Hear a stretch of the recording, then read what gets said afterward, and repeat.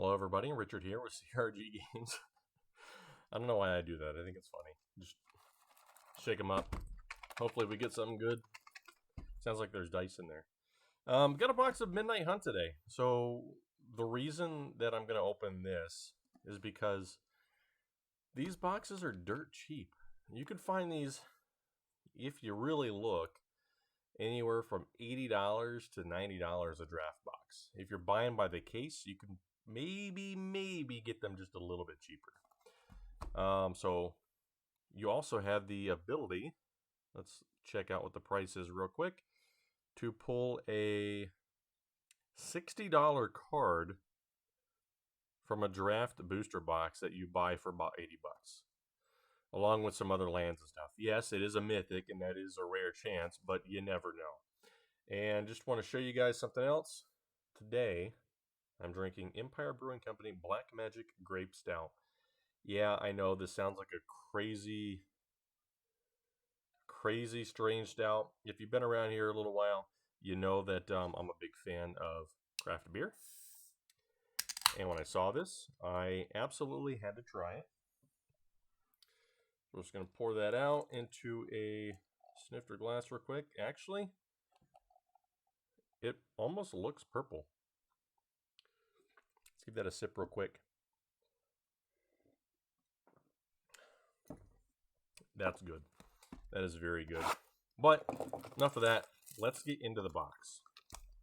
So you will have noticed in the last, I don't know, 4 or 5 boxes I've opened, I've gotten pretty lucky, I would say, with the pulls. In the Gate Crash box, I got a foil Aurelia. In the Return to Ravnica box, I got a foil Temple Garden, as well as a Cyclonic Rift. In the AFR box, I did get an old Gnawbone. So I'm on a little bit of a streak here. I'd like to keep that going, so I guess we'll see what happens. And I would love to start, but I can't seem to get all the packs out of this dang box. Alright, so the land cycle in here, pretty good. Although the value difference is astronomical. These must be printed in Japan. Are these printed in Japan? These are printed in Japan. So our rare is actually going to be first. And that saves a little bit of time, actually. Let's just run through here real quick. There are not a lot of commons and uncommons that are worth a whole lot. Mainly, we're going to be looking for the land cycle. The Planeswalkers, maybe Lear, Disciple of the Drowned, Renin 7, Haunted Bridge, and Meathook Massacre, of course. And since we'll be able to run through these really quick, so there we go. Starting out with an Overgrown Farmland. This is about a $5 rare, so not too bad. And then, of course, we got our commons and uncommons. Give me one sec here.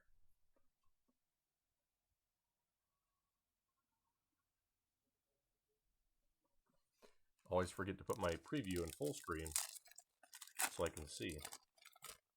I'm not blind, I promise. I just, it's far away, so. Alright. I actually like this. This makes opening way quicker. Now, I don't really know what determines which boxes you get. It just seems like sometimes you get boxes that are, printed in maybe Belgium, sometimes in Japan, sometimes in the United States. There's a foil there. And a mountain. And Grafted Identity. Not one of our valuable ones, I don't believe. We've got some other things like Vanquish the Horde. Augur of Autumn is still holding a little bit of value in the $3 to $5 range. So these basic lands, even though they didn't have as great of a reception as, maybe some of the other ones, like, the Yukio-E lands in Kamigawa, they still hold a little bit of value. They're not quite as valuable as the extended arts from Zendikar Rising, but don't discount them. Eventually, these kind of things do hover around the dollar mark, and that's just how it always has been. It can take a while to get there, but they usually do. So, don't discount them.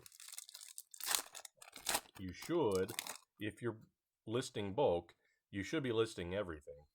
anyways, so it doesn't even matter. Siphon Insight.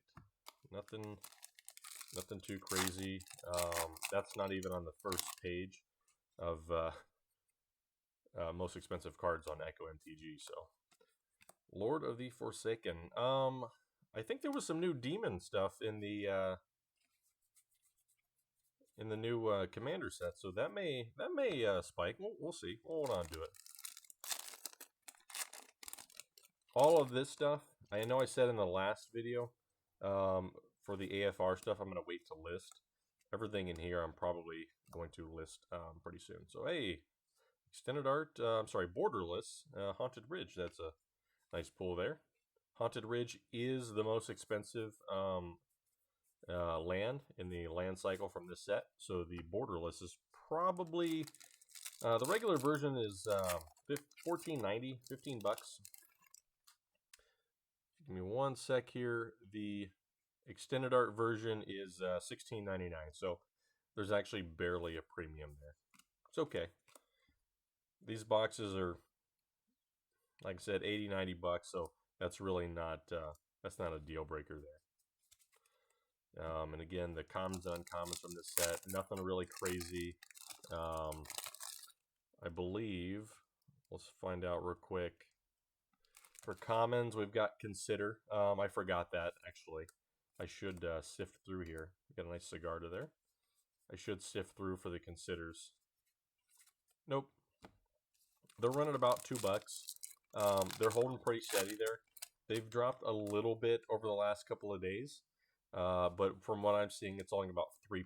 So nothing to really worry about. We got a nice Shipwrecked Marsh. Infernal Grasp in the uncommon slot is, it appears to be still running about 90 cents. Not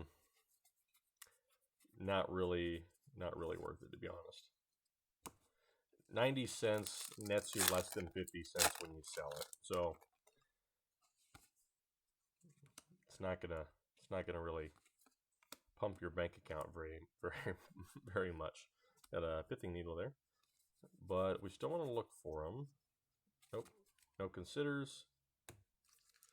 I remember when we're drafting this set and we were opening up the promo packs, the extended art foil, or no, I'm sorry, the promo. Yeah, we got to Vanquish the Horde. The promo Consider was pretty expensive. I want to say it was close to $10. I also had from a single box of double feature, a foil Consider. That was actually, I want to say that was close to 20 bucks or maybe a little bit more. So the only thing with, there we go, as a Consider. The only thing with double feature, and I have a lot of cards from it. I have most of the cards from the booster box I opened. The cards do sell. However, they sell extremely slowly because I guess why would you... Hey, another Haunted Ridge. That's another 15 bucks. Why would you buy a $20 version of a card? This is a rhetorical question. Why would you buy a $20 version of a card that's still in print when you can get a dollar version of the card or a $2 version of the card with the same art? Unfortunately, the same art.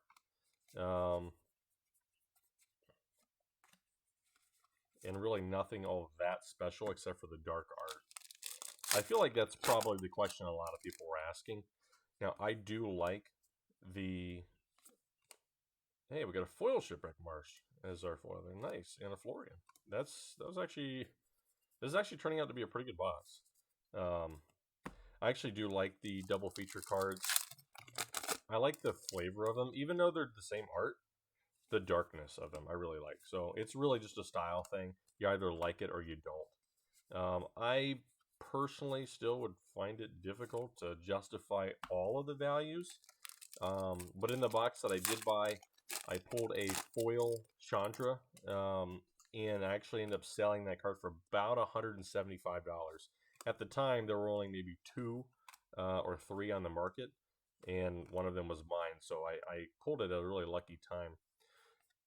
One of the things I'm noticing on these cards is the top edge is honestly kind of cruddy. It's not too bad, but it almost looks like the top edge is worn. And generally, I've always associated the Japanese versions of the card with higher quality, so I'm not too certain about that. But anything could happen, so sometimes you just get a bad print run. What I did read recently is if you have all your cards in a box, for example, and you're looking at the tops of them, depending on the color of the top, so sometimes they'll be dark, sometimes they'll be a little bit lighter. Depending on the color, it will tell you if the cards were cut with a blade or if they were cut with a laser. So from what I understand, some printers are now using lasers to cut the cards, which gives better edges, and theoretically should cut down on misprints. Oops, that doesn't go there. Cursive leeches. We're pretty much halfway through this box and nothing crazy yet. But yeah, some of the cards now are being cut with lasers. So that was an article, I believe I read it on TCG Player's website, but it might have been WotC's website as well. Got a Lisa there. Still need to get some more considers. Now, honestly, I can't 100% tell which ones are cut which way, because when they're in the box, sometimes they kind of just all blend together, and depending on what the card is, for example, art cards clearly have a different look from the edge than regular cards do when you're looking at them in a box. I don't know if that means that they were cut with the laser or the blade, but they are slightly different. All right, we are nearing the end here. We've got a Curse of Silence. Not many more considers, and no lands for a little while. This has been a pretty dry run here. Malevolent Hermit, if I remember right now he's not worth a whole lot, but I think that was worth a fair amount when this set was when this set had just come out. I could be wrong. I mean, it's really not bad. Anytime you get a counter spell on a body. We got a Deserted Beach. There we go. Nope. No considers. Man. At first I was thinking this box is going to be pretty darn good, but it's actually feeling a little bit weak. A little on the weak side. Hey, there's a showcase. Jadar. It actually looks really, really good. I think WotC did a really great job with the bordering in here. It does pop, but it's not foiled. It's just got a little different, you know, more of a glossy look to it. And I think they turned out really well. Nice Delver there. The amount of evolving wilds in this product is insane. Kind of a strange thing to say. Hey, you know what? This box isn't that bad. We got a borderless Deserted Beach there. And another Evolving Wilds. Is there one in every pack and I'm just missing it?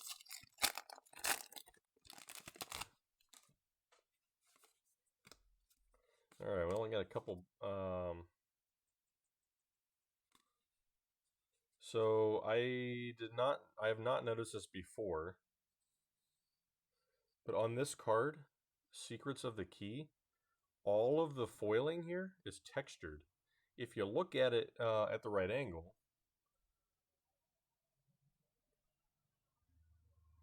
you can actually see that in the camera. It's raised like bumpy. I don't know if that's a misprint or not. I'm going to set that aside. That's confusing me. Augur of Autumn. Very good. Yeah, I've not seen any. It's almost like there was bubbles in the ink. And then it dried with, you know, these micro bubbles in it still. Foil Pithing Needle, pretty good. A Vedric.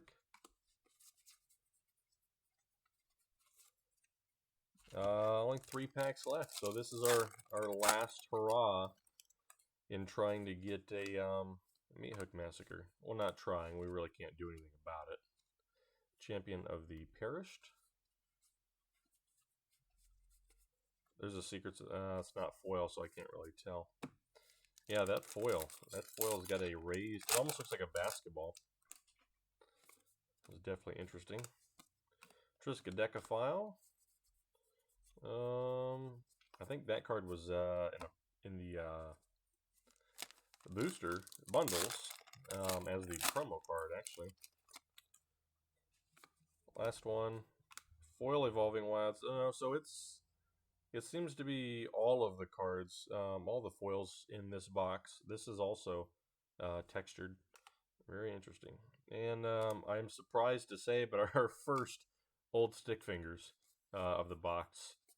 So this wasn't a crazy box. It also wasn't the worst. So we got a couple considers, which is good. In the rare slots, yeah, nothing crazy, but the lands are gonna take the most value out of this. We got 2 Haunted Ridges, which is good. I know it looks like I'm slamming these down, but they're okay. I think we're missing 1. There's 5, I do believe. We got Overgrown, Haunted, Shipwreck, Deserted Beach. Yeah. So, as far as the lands go, I've never, ever gotten this many in one box. So I'm excited about that, especially the 2 Haunted Ridges. Yeah, we got like 2 of each. 2 Haunted Ridges, 2 Deserted Beaches, 2 Shipwrecked Marshes, and an Overgrown Farmland. So, honestly, pretty good box. We got at least 3 considers, so that's at least, probably $5 there. The rares, there's probably 20, $30 here after fees and whatnot. So not a bad box. For $80 or $85 even, this is a product that I think, even though Midnight Hunt and Crimson Vow are considered to be weak sets, these are worth holding on long term. And my speculation is that if WotC sees that people are just dumping on this set because they hate it or they don't like it or they're just not buying it, they're not going to continue to print it for the whole entire cycle. They may cut it off early, and then what happens is people say, "Oh wait, I just remembered I actually want a box of that," and now the market dries up because there's not a huge supply, and next thing you know, it's $150 for this set. Now, I think it's going to take a while for these to hit 200. We're probably looking years at this point. Who knows? That's yet to be seen. So I've got some more stuff in the works here. Stay tuned. I hope you guys enjoyed. And I don't really ask this, and I kind of feel bad doing it, but if you would, please subscribe to the videos. You don't have to, like them. You don't have to comment. You don't have to put on the notifications. Just a subscription helps. I want to grow the channel and be able to do more of these, and start to expand into maybe a little bit different products as well. So I hope you guys enjoy this. I hope you guys find this content enjoyable, entertaining, and sometimes helpful. And until the next one, I will catch you later.